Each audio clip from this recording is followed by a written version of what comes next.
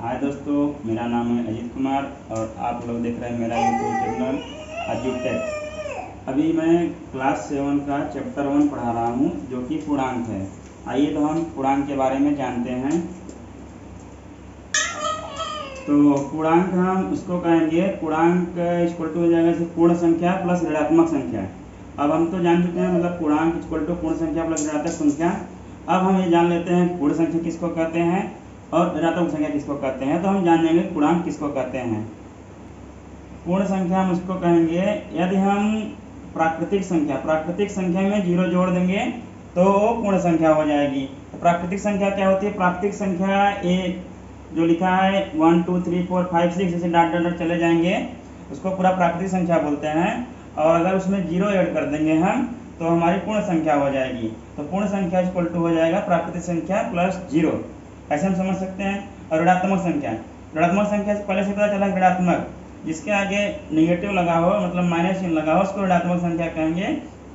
वो भी ऋणात्मक संख्या ये हो गई -1 -2 -3 -4 -5 डॉट डॉट डॉट चलती जाएगी।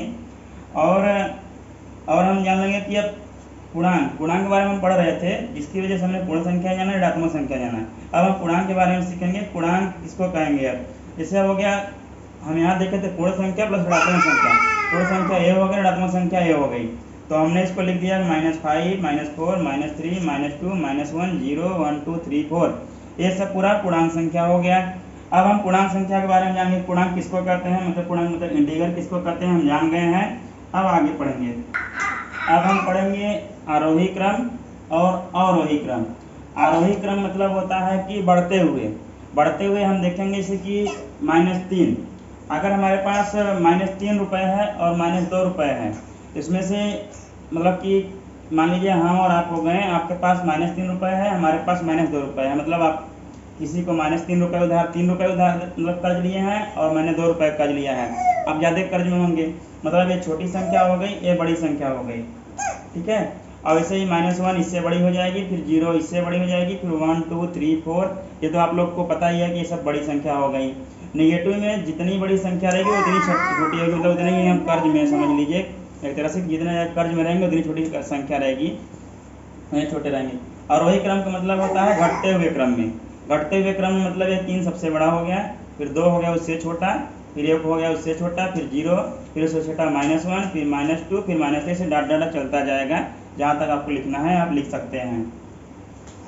अब हम लोग पढ़ेंगे संख्या को, जो पूर्णांक संख्या है, मान लीजिए पूर्ण संख्या है, पूर्णांक है, उसको हम संख्या रेखा पर कैसे प्रदर्शित करेंगे। तो हम क्या करेंगे कि रेखा पर कोई भी एक बिंदु मान लेंगे, उस बिंदु को पहले हम 0 नाम दे देंगे, ठीक है, उसको वहाँ पे 0 लिख देंगे। अब फिर हम ये जानते हैं कि 0 के अगर हम दाईं ओर बढ़ते हैं तो पॉजिटिव संख्या आती है, और 0 के बाईं ओर आते हैं तो हम नेगेटिव संख्या आती है। मतलब इधर जो रहेगा 0 से बड़ी संख्याएं रहेंगी, इधर जो रहेंगे 0 से छोटी संख्याएं रहेंगी। तो 0 से बड़ी संख्याएं हम ले लिए 1, फिर उससे बड़ी 2, फिर उससे बड़ी 3, 0 से छोटी संख्याएं हो गई फिर -1, फिर उससे छोटी संख्या हो गई -2, फिर उससे छोटी संख्या हो गई -3, फिर उससे छोटी संख्या हो गई -4। इस प्रकार हमें सारी संख्याओं को जो पूर्णांक हैं उनको संख्या रेखा पर हम प्रदर्शित कर सकते हैं। देखेंगे कि मतलब कि ये रेखा तो हो गई, मान लीजिए ये रेखा हो गई। अब इसमें हम कोई धनात्मक पूर्णांक जोड़ते हैं तो हम उसको रेखा पर हम दाईं ओर चलेंगे। जैसे कि हमने एक कथन लिखा है, एक धनात्मक पूर्णांक जोड़ने पर रेखा पर दाईं ओर चलते हैं। मतलब मान लीजिए कि हम 0 और 1 लिखे हुए हैं, इसमें एक धनात्मक पूर्णांक मतलब इसमें +1 और कर देते हैं हम, तो ये 2 हो जाएगा। तो देखिए संख्या रेखा पर 2 इसके दाईं ओर है। तो ये कथन मतलब सिद्ध होता है कि एक धनात्मक पूर्णांक जोड़ने पर रेखा पर हम दाईं ओर चलते हैं। यदि हम पूर्णांक संख्या में एक धनात्मक पूर्णांक और जोड़ देंगे कोई पूर्णांक संख्या, तो उसकी हम जो रेखा रहेगी रेखा पर हम दाईं ओर चलेंगे। ऐसे ही हमने पढ़ा कि एक धनात्मक पूर्णांक का अगर हम किसी पूर्णांक संख्या में जोड़ते हैं तो हम रेखा पर दाईं ओर चलते हैं। और अब हम पढ़ेंगे कि यदि हम किसी पूर्णांक में एक धनात्मक पूर्णांक घटाते हैं तो हम रेखा पर बाईं ओर चलेंगे।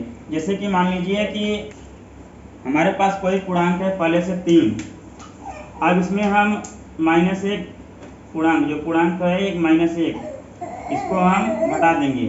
तो अब क्या हो जाएगा, -1 जब घटा देंगे तो ये हो जाएगा 2 आ जाएगा। अब देखिए ये 3 यहाँ पे था, 2 यहाँ पे है संख्या रेखा पर, तो हमने अब देखिए जो ये लिखा हुआ है धनात्मक पूर्णांक घटाने पर रेखा पर बाईं ओर चलते हैं, तो 3 में से जब हमने 1 घटा दिया, जो धनात्मक पूर्णांक घटा दिया, इसमें धनात्मक पूर्णांक था और इसको मैंने 1 घटा दिया 3 में से, तो देखिए 2 आ गया। तो 2 संख्या रेखा पर 3 से बाईं ओर है, तो हम इसलिए संख्या रेखा पर बाईं ओर चलेंगे। ठीक है, यहाँ तक समझ में आ गया। अब मान लीजिए कि अभी हमने कि देख लिया कि धनात्मक पूर्णांक को जोड़ेंगे और घटाएंगे तो संख्या रेखा पर क्या होगा, दाईं और बाईं ओर गिर जाएंगे, ये देख लिया।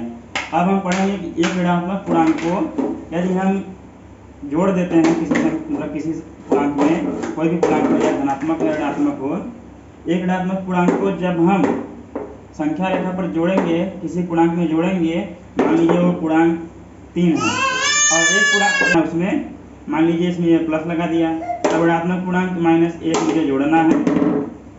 ये माइनस चिन्ह मान लीजिए यहाँ 3 है, फिर माइनस ए प्लस माइनस इनके गुणा होगा तो ये माइनस हो जाएगा, 3 में से फिर 1 जाएगा, इधर आ जाएगा 2। अब देखिए 2 आ गया।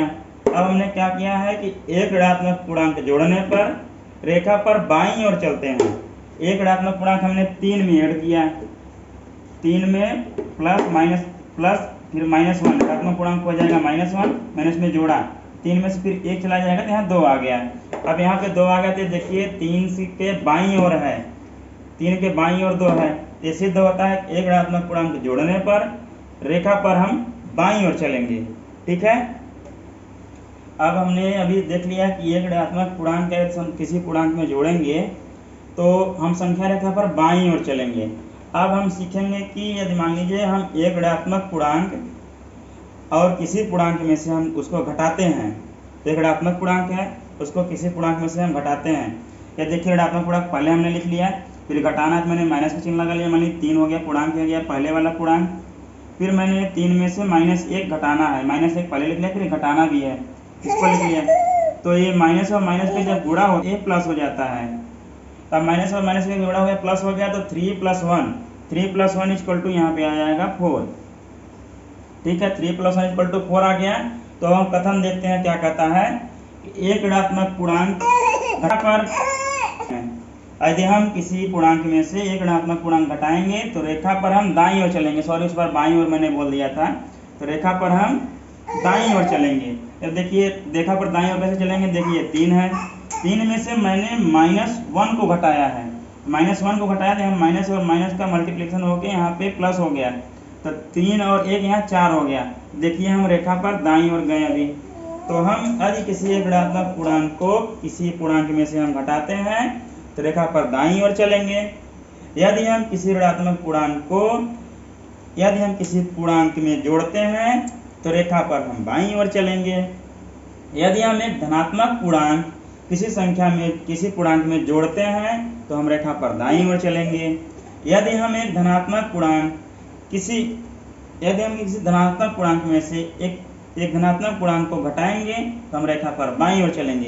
ये 4 कथन थे दोस्तों, हमने चारों कथन हमने पढ़ लिया है और आगे का वीडियो हम दूसरे लेक्चर में देखेंगे। धन्यवाद। अगर ये वीडियो आप लोगों को पसंद आए तो प्लीज़ लाइक कीजिएगा, सब्सक्राइब कीजिएगा।